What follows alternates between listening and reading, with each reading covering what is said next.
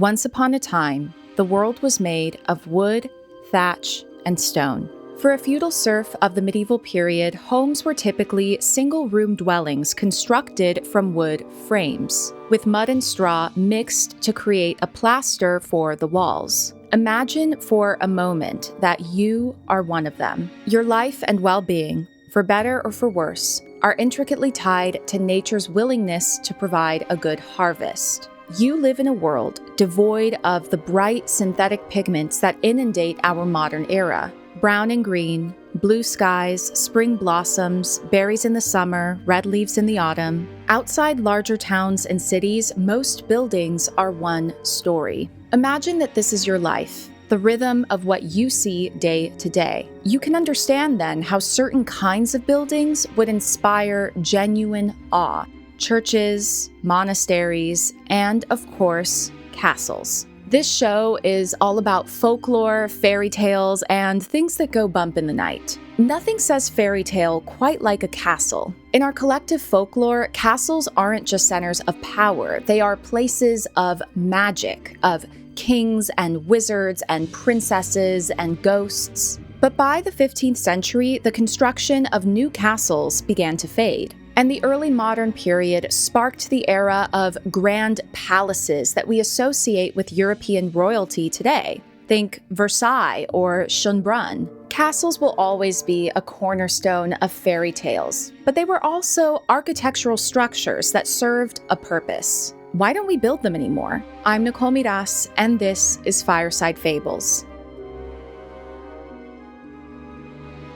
Recently on the show, we discussed the fairy flag of Dunvegan. Dunvegan, if you're unfamiliar, is a castle on the Isle of Skye in Scotland. It began its history as a fortress in the 1200s and remains the seat of the chief of the Clan MacLeod. Today, it is open to the public, and it is exactly what you think of when you picture a medieval castle, with its picturesque location, its battlements and turrets. But this isn't what Dunvegan originally looked like. During the mid-19th century, Sir Reginald MacLeod hired the architect Robert Brown to do a remodeling of the castle in the Scottish baronial style. This was an offshoot of the Gothic Revival, in which Victorians found inspiration in late medieval architecture, with a very nostalgic, romantic view. Prior to the renovations, Dunvegan looked like this. The original fortress had received new towers and battlements applied asymmetrically over the centuries. But you can see, even from these drawings before the Victorian restoration, that it was a very different looking building. Dunvegan isn't the only castle with a tinge of fantasy. Nowadays, it's fashionable to lament the ugliness of contemporary architecture, and in some cases, I get it. I really do. If you've ever seen the "why don't we build things like this anymore" kinds of posts, then you've probably come across this image. Neuschwanstein Castle in Schwangau, Germany. You might recognize it as the inspiration behind Sleeping Beauty's castle at Disneyland.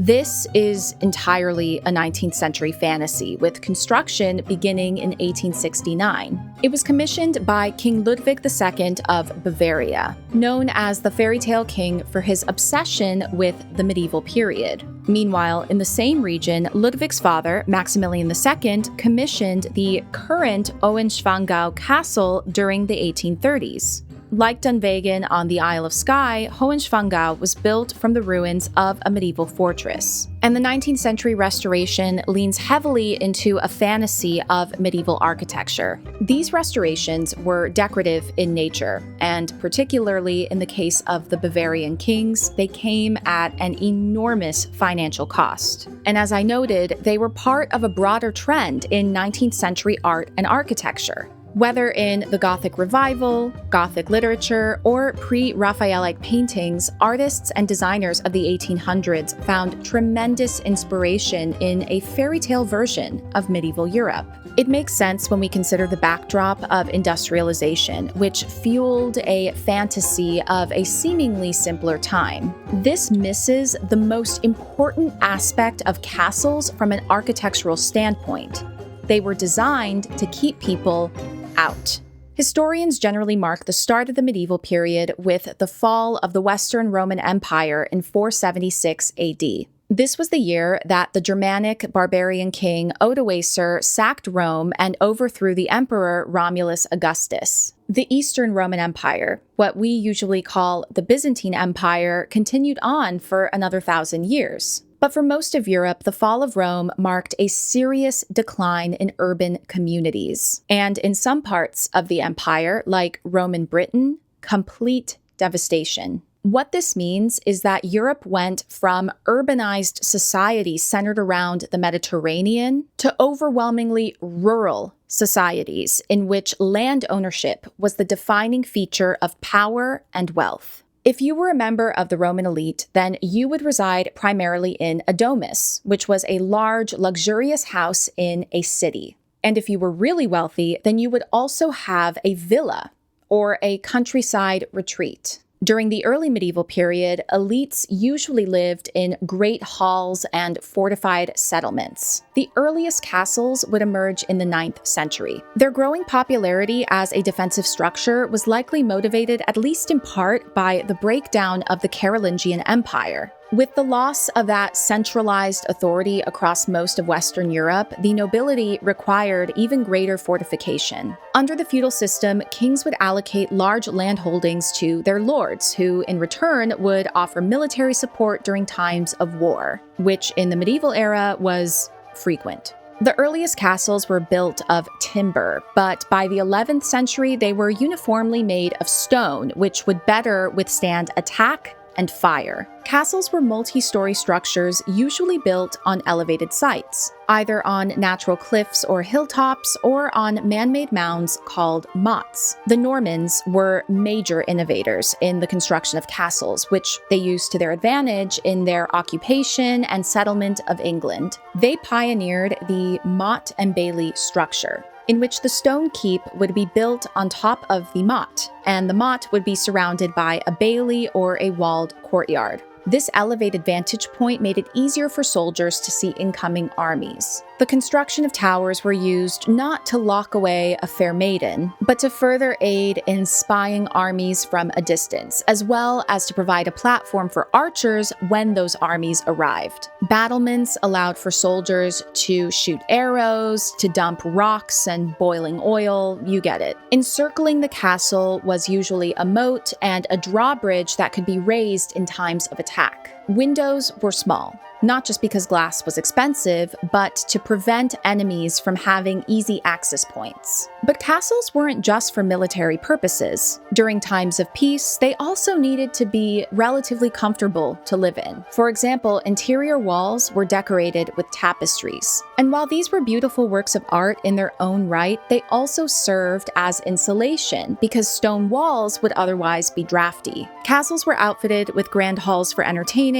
private rooms for the lord's family, and plenty of service rooms to house kitchens and staff members. But as I mentioned at the beginning of this video, the construction of castles declined by the 15th century, for the same reason that knights wearing suits of armor also declined: gunpowder. Chinese alchemists invented gunpowder by accident during the 9th century, though it took several more centuries for militaries to be able to use weapons like cannons and fire lances, which were like a proto-gun. The use of gunpowder technologies would spread throughout Asia, then the Middle East, then Europe by the 14th century. And then by the 15th century, cannons were a key part of warfare, which made the stone walls of castles obsolete. But it wasn't just new technology that contributed to the castle's decline. A key development of the early modern period was the formation and increased stability of nation-states. War, of course, was still a fact of life. Who can forget learning about the 30 Years' War in history class? But warfare in this new period increasingly took place between nation-states rather than feuding lords. This greater stability, at least within the nation-state, allowed for urbanization. And it meant that a duke or marquess wasn't thinking first about fortification when building a fabulous country estate. However, by the 1800s, enough time and space allowed people to look back on the Middle Ages with a certain wistfulness, and certainly a very romanticized view of what life was actually like for the people who lived in those times.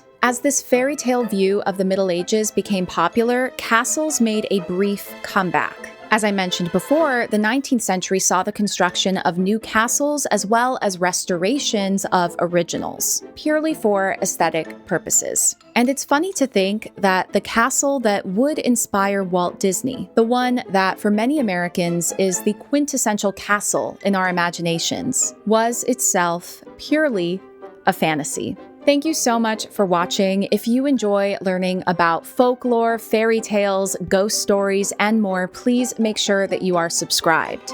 Be well, and I'll see you next time.